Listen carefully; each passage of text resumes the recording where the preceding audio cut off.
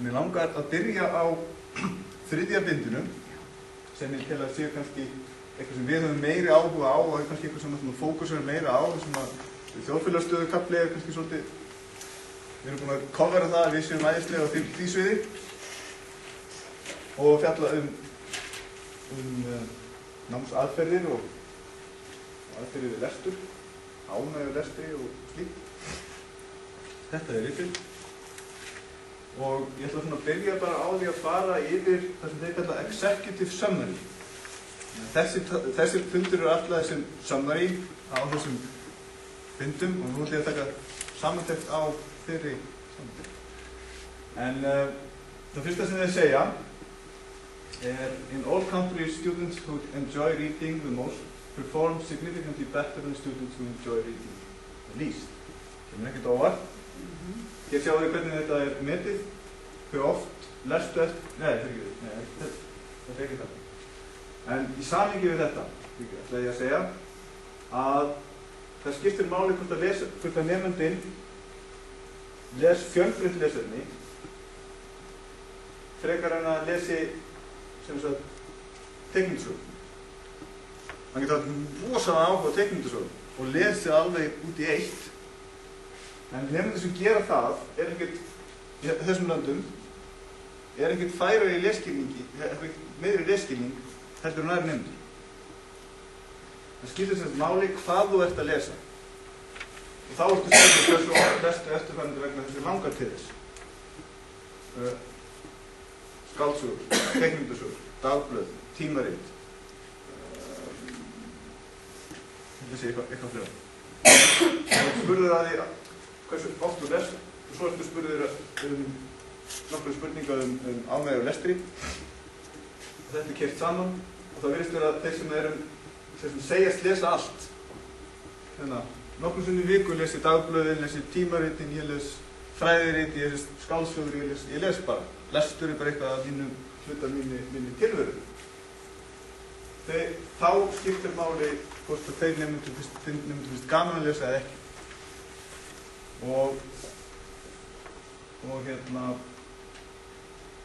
eins með skáldsöguna er ekki að svo miklu leyti. Lestur á netinu,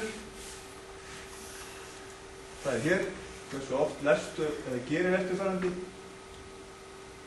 Lestur alveg post, lest á netinu. Það er líka eitthvað sem að skiptir máli. Þessi ánægja lestri tengist lesskilningi þegar að lesturinn er byggt þegar lestur á netinu og fjölbreytt lestur sem er fyrst og fremst það skiptir máli það skiptir fyrst máli hvað þú lest og árangurinn er þeimur betri eftir því sem að efnið er fjölbreytt.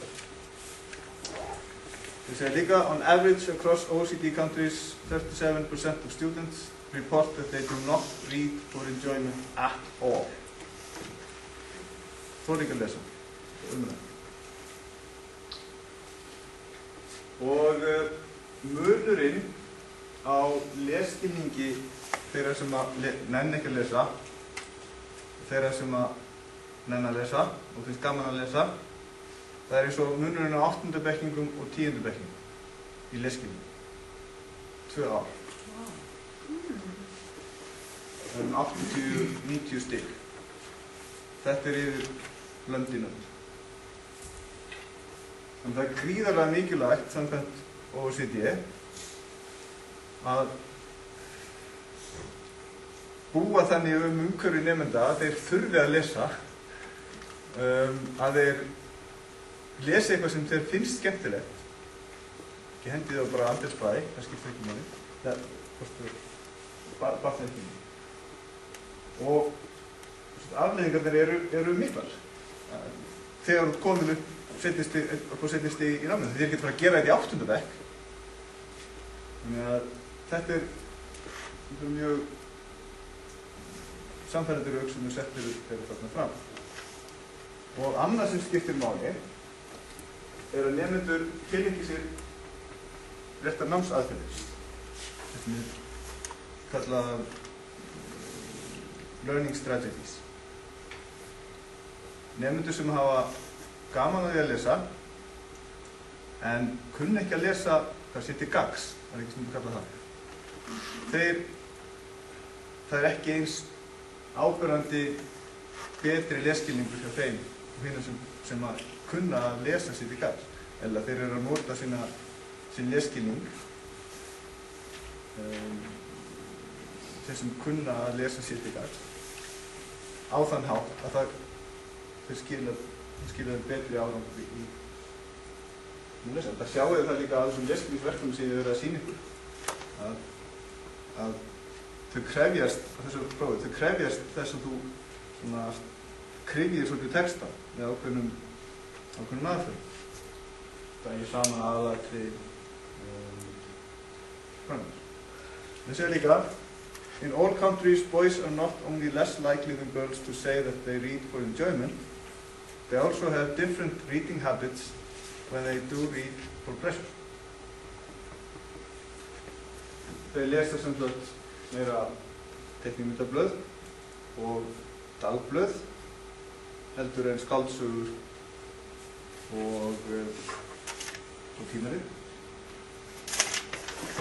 Og svo spurning hvað þeir eru að lesa í dagblöðunum. Telst það að lesa dagblöð að fletta aftustu síður og kalla eitthvað í bíó? Það ekki. Þessi krakkar eru alltaf hlið við hlið í skólakerfinu í flest öllum löndunum. Bara örfá frá undirteknum. Það blöndun ekki verið ekkert spes. Nú, þetta er engin ráðgáta, þetta er ekkert líffræðilegt, þessi kynjalíf. Það er hægt að skýra hann mismunandi eftir löndum, kemur það eftir, að miklu leyti með tvennu.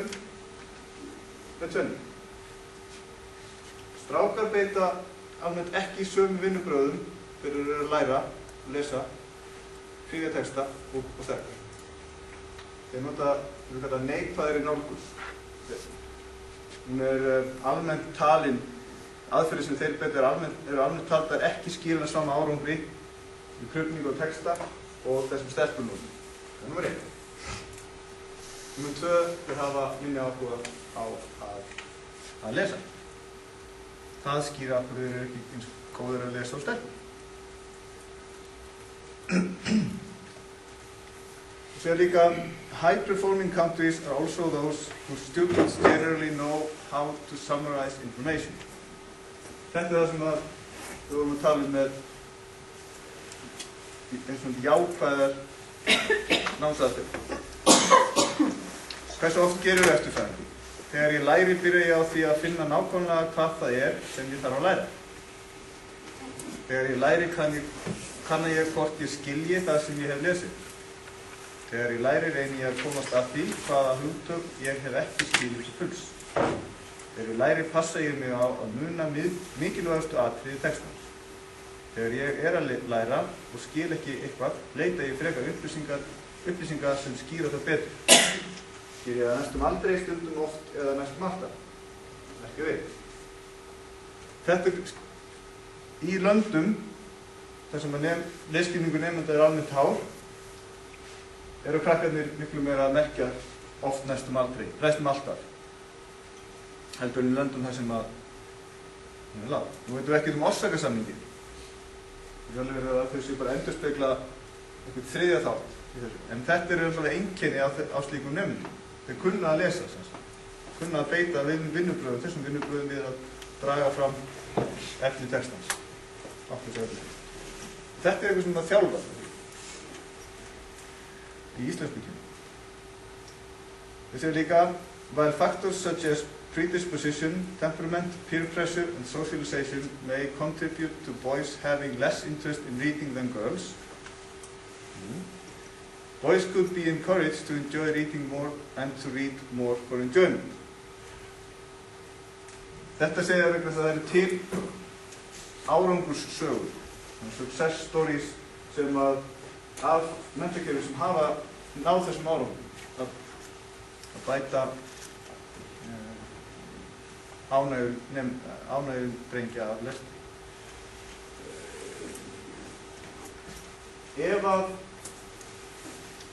nemendum í lægri þjóðfélagsstöðu í löndunum væri kennt að lesa á þennan hátt eins og nemendur í efri þjóðfélagsstöðunum gera í öðrum löndum en hér.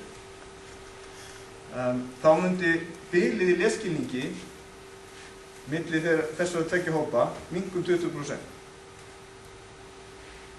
Bara með því að kenna þeim þessar aðferðir, eða kenna þeim að beita þeim. Og svo taka ég skemmtilega dæmi drengi í lægri þjóðfélagsstigum, sem vandamál náttúrulega í öðrum löndum. Þeir leiðast út í á seinna lífsleiðinni, þeir ná ekki að fóta sig í einhver ákveðnum námi, það voru til vandræðar. Þetta stelpur í lægri þjóðfélagsstigum, við þekkjum. Og svo stelpur í efri þjóðfélagsstigum. Þessi tveir hópar, ef þú kennir þessum drengjum að hegða sér með texta eins og stelpurnar hér, þá hækkar meðaltalið þeirra um 28–35 stig. Það gríðarlega mikill mun á þessum hvarfi. Þannig að þeir eru svona setjandi í samhengi við þetta. Þetta er náttúrulega samantekt sem ég er að sýna núna. In recent years, the gender gap in reading engagement has widened as well as the gender gap in reading engagement. Það er svona upptöknir kynjamun í þessum kafla. Af því að það er mesti munurinn. Ef þú skoðar einhverja tvo hópa og lesskilning, þá er það tvennt sem kemur upp, það er kynjamunur yfir heiminn og það er þjóðfélagsstaða. Það er þessum sem við erum að fókusa á. Það er ekki einhver pólisía, það er bara gögnin sem stýra þeim samband.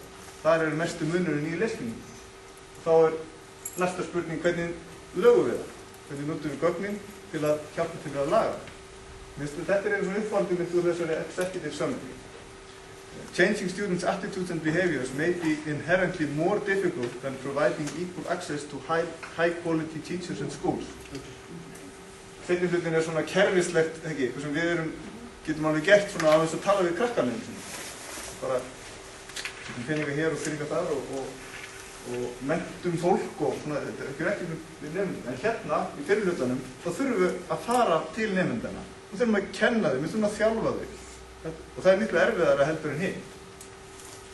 En engin Excel-skjöl hérna í efri hlutanum.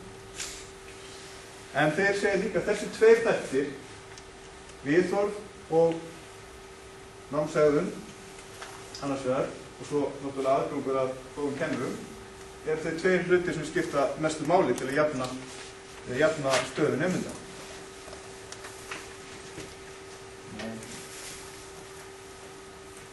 Þetta er erfiðara heldur en einhver rautt strik yfir línum.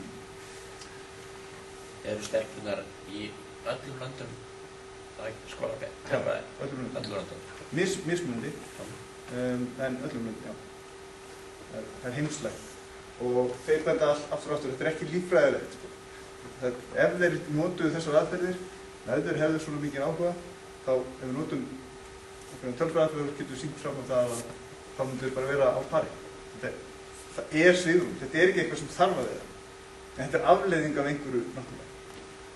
Hvernig vita menn að það er ekki, nú er þessi mönnandi stað, hvernig vita menn að hann er ekki líffræðilegur í meðan? Þá verður menn að benda á hvað gera það með. Ef maður getur fullyrt að það sé ekki líffræðilegur, þá verður að geta benda á eitthvað annað sem við gerum. Það geta kortleikja það, en það, sko, af því þeir hafa séð breytingar. Það er til skólar, sem er allir grín sem að Reykjavík hefur verið að flytja inn hingað og fleiri, sem náðu þessum árangri með strákum. BBC þáttur sem daginn, mann ekki hvað hann heitir, við þekktum óperusöngvar eða svona söngleikja stjörnu sem fór og gerði breytingu á kennsluháttum með strákum og gjörbreyttist. Þannig að þetta er hægt. Það er ekki að kynskipta þessu. Já, þá ertu að berjast við líffræðina þarna, eða er þetta ekki bara spurning um það að þú þarft að beita ólíkum aðferðum? Og það að menn verið að skrifa sannlega munin á því hvernig hann er að kenna strákum sterk. Þeir enda þessa samantekt með svona töflu fyrir öll löndin. Ég ætlaði bara að draga fram sem að helsta hér. Við erum með hægri lesskilning en OECD, 7 stigum. Hlutfall nemenda sem lesa reglulega og nota ígrundaðar námsaðferðir við að læra ekki hærra hér heldur en í OECD. Þessi 49% noti 45%. Það sem við getum flokkað sem nemendur sem að nota svona eins og aðferðir sem var að sinna ykkur á. Kynjamunur hér ekki marktækt frábrugðinn OECD-munum. Við erum á pari með það. Við erum bara í sömu málum. 40 stig milli þessara tveggja hópa. Mismunur á hlutfalli stúlkna og drengja sem lesa reglulega og nota ígrundaðar námsaðferðir við að læra. Við erum með 20%, OECD með 11%. Það tvöfalt fleiri hér. Þetta geti verið einkenni á það sem ég oft talaði áður, varðandi mismunin á hvernig drengir og stúlkur fá að hegða sér, þegar við erum með hugsmíðahyggjuna og einstaklingsmiðanám. Þá getur vel verið að okkar, við höfum fleiri stráka sem að beita ekki þessum aðferðum, ígrunduðu námsaðferðum sem að talið skipta miklu máli. Út af því að það einstaklingsmiðanám? Nei, ég segi út af því að við leyfum nemandanum að ráða því svolítið sjálfum. Ef þú hefur engan áhuga á lestri, þá er bara ok. Þá færðu bara 5 eða 2 eða próf, ok. Leif mér að kenna hérna fólkinu sem virkilega hefur áhuga á þessu námi. Þetta viðhorf held ég að geti verið að skila þessum mun. Ég veit það ekki, hlutfall sem kynjamunur í lesskilningi gæti minnkað ef drengir hefðu jafn gaman að lestri og stúlkur. Þarna fáum við ekki meiri bætingu heldur en OECD-meðaltali, en mikið bæting samt. Og svo framvegis. Það þetta munur á lesskilningi á nemendum á hæstu og lægstu þjóðfélagsstöðu, minni hér, minni áhrif þjóðfélagsstöðu. Svo hversu mikið við gætum laga það ef að nemendur í lægri þjóðfélagsstöðu notuðu þessar aðferðir, það minna líka. Þegar þjóðfélagsstaða ekkert issue hér, ekki mikið. Og nei, það ekki. Þetta hlutfall sem maður notar mismunandi. Það minni munur en OECD. En jæja, ég ætla að taka 10 mínútna pásu. Svona. Og þetta bara byrjunin á þessum kafla. Þetta inngangurinn að þessu mjög svo eldfim og skemmtilega efni sem námsaðferðir og eru.